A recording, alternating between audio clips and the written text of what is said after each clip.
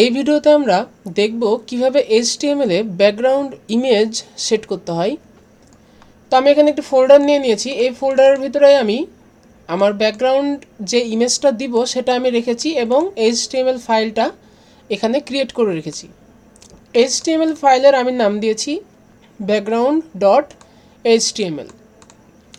Image আর HTML file আমি একই ফোল্ডারে রেখেছি যেন আমি খুব সহজে সেটা অ্যাক্সেস করতে পারি। শুধুমাত্র ইমেজটার নাম লিখলে আমরা যেন ইমেজটা অ্যাক্সেস করতে পারি। আর ফোল্ডারের ভিতরে থাকলে কিভাবে অ্যাক্সেস করতে হয় আশা করি আপনারা সবাই জানেন। গত ভিডিওতে আমি সেটা দেখিয়েছিলাম। যদি ফোল্ডারের ভিতর থাকে তাহলে আপনারা / ইউজ করবেন। রাইট, তো এখন আমরা এই ফোল্ডারের ভিতরে যেই দুটো ফাইল আছে তার মধ্যে HTML ফাইলটা আমরা আমাদের অ্যাটম টেক্সট এডিটর ওপেন করে নিব এবং আমরা ফায়ারফক্স বা ক্রোম ব্রাউজারে এই HTML ফাইলটি ওপেন করে নিব। তো এখন আমরা কোড শুরু করব। তো আমি টাইটেল দিয়ে দিচ্ছি, যেহেতু আমরা ব্যাকগ্রাউন্ড ইমেজ নিয়ে কাজ করব তাই আমি লিখছি ব্যাকগ্রাউন্ড ইমেজ। এখন কথা হলো আমরা ব্যাকগ্রাউন্ড ইমেজ সেট করব। তো এই ব্যাকগ্রাউন্ড ইমেজটা কোথায় দেখাবে? আমাদের ব্যাকগ্রাউন্ড ইমেজটা দেখাবে এই যে বডির ভিতর, এই টোটাল বডিতে দেখাবে। তাহলে অবশ্যই আমাদের ব্যাকগ্রাউন্ড ইমেজটা বডির ভিতরে সেট করতে হবে। বোঝা গেল? তাহলে আমরা কি করব, আমরা যেহেতু এটা বডির ভিতরে সেট করব তো এটা কাজটা করা হয় মূলত স্টাইলের মাধ্যমে। তো আমরা যেহেতু ব্লকের কাজ এখনও শিখিনি, ব্লকের কাজ শিখলে আমরা পরবর্তীতে দেখাবো কীভাবে স্পেসিফিক ব্লক আপনারা বিভিন্ন ইমেজ অথবা কালার দিতে পারেন। আজকে শুধুমাত্র বডিটা আমরা বডিটার মধ্যে কীভাবে ব্যাকগ্রাউন্ড ইমেজ দিতে হয় সেটা দেখব। তো আমরা একটা পদ্ধতি দেখব, সেটা হচ্ছে হেডের ভিতরে আমরা স্টাইল ট্যাগ ইউজ করব। স্টাইল, এর ভিতরে আমরা ব্যাকগ্রাউন্ড ইমেজ অ্যাড করব। তো আমরা কার ভিতরে অ্যাড করব? আমরা বডির ভিতরে অ্যাড করব। তো বডি দিব, বডির ভিতরে আমরা ইমেজটা দিতে যাচ্ছি। তাহলে বডির ভিতরে আমরা ইমেজ কিভাবে ইউজ করব?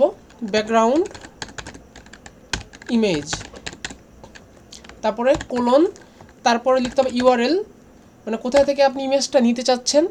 তারপরে এর ভিতরে সিঙ্গেল কোটেশন দিতে হবে, তারপরে ইমেজটার নাম অথবা লোকেশনটা আপনাকে দেখিয়ে দিতে হবে।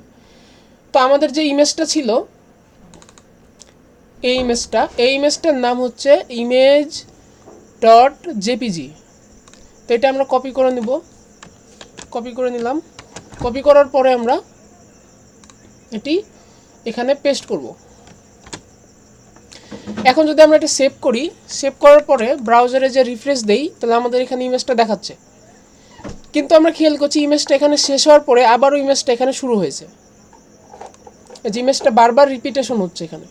তো এটাও দূর করার জন্য আপনাদেরকে যে ট্যাগটি ব্যবহার করতে হবে সেটি হচ্ছে ব্যাকগ্রাউন্ড ইমেজ রিপিট, যেটা ব্যাকগ্রাউন্ড রিপিট, এটা লিখতে হবে নো রিপিট।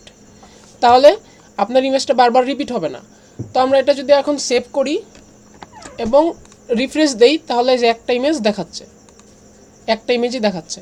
তো এটা আমি ছোট ইমেজ নিয়েছি যার কারণে এটা ফুল ফিল আপ হচ্ছে না। আপনারা চাইলে এখানে ইমেজ ব্যবহার করতে পারেন, চাইলে কালার ইউজ করতে পারেন। তো আমরা ইমেজটা অ্যাড করলাম, আমরা চাচ্ছি যে এখন একটা কালার সেট করব। আমরা এখানে কোনো ইমেজ দিব না, আমরা সরাসরি সম্পূর্ণ কালারটা আমরা ব্ল্যাক বা অন্য কিছু করতে চাচ্ছি। তো আমরা কালার দিব। তো কালার আমরা ইউজ করতে পারি, কী কালার ইউজ করব? আমরা ইউজ করব হচ্ছে ব্ল্যাক, এবং এটা আমরা সেভ করব। সেভ করার পরে এটা রিফ্রেশ দিলেই আমাদের এখানে কালারটা আসছে না, কারণ আমরা এখানে একটা জিনিস ভুল করছি, সেটা হচ্ছে ব্যাকগ্রাউন্ড কালার দিতে হবে, ব্যাকগ্রাউন্ড কালার। তাহলে এটা আমরা সেভ করলে এখন যদি আমরা এটা রিফ্রেশ দেই, এই যে আমাদের এখানে ব্যাকগ্রাউন্ড কালার কালো আসছে। তো আমরা চাইলে এখানে এখন কোড করতে পারি। আমরা চাইলে বডির ভেতরে আমরা H1 ট্যাগ ইউজ করতে পারি, যে দিস ইজ ব্ল্যাক ব্যাকগ্রাউন্ড। তো আমরা H1 এর কালারটা ডিফল্টভাবে কালো থাকে, তাই আমরা এটা সাদা করে দেবো। তো আমরা H1 এর কালারটা এখান থেকে চেঞ্জ করতে পারি। স্টাইলের ভিতরে যে H1 লিখে এখানে যে আমরা কি লিখবো, যে টেক্সট কালার যেহেতু আমরা চেঞ্জ করব, টেক্সট কালার আমরা হোয়াইট করে দিই। তো আমরা এখন যদি এটা সেভ করি এবং এখানে রিফ্রেশ দেই এই যে আমাদের দিস ইজ ব্ল্যাক ব্যাকগ্রাউন্ড। তাহলে আজকের ভিডিওতে আমরা দেখলাম যে কীভাবে এইচটিএমএল এ ব্যাকগ্রাউন্ড ইমেজ অ্যাড করতে হয় এবং ব্যাকগ্রাউন্ড কালার চেঞ্জ করতে হয়। তো এখানে চাইলে আমি কালো দিয়েছি, আপনি চাইলে এখানে যে কোনো কালার ইউজ করতে পারেন, এটা সম্পূর্ণ আপনার উপর নির্ভর করছে। তো আজকের ভিডিও এ পর্যন্তই, দেখা হবে পরের ভিডিওতে।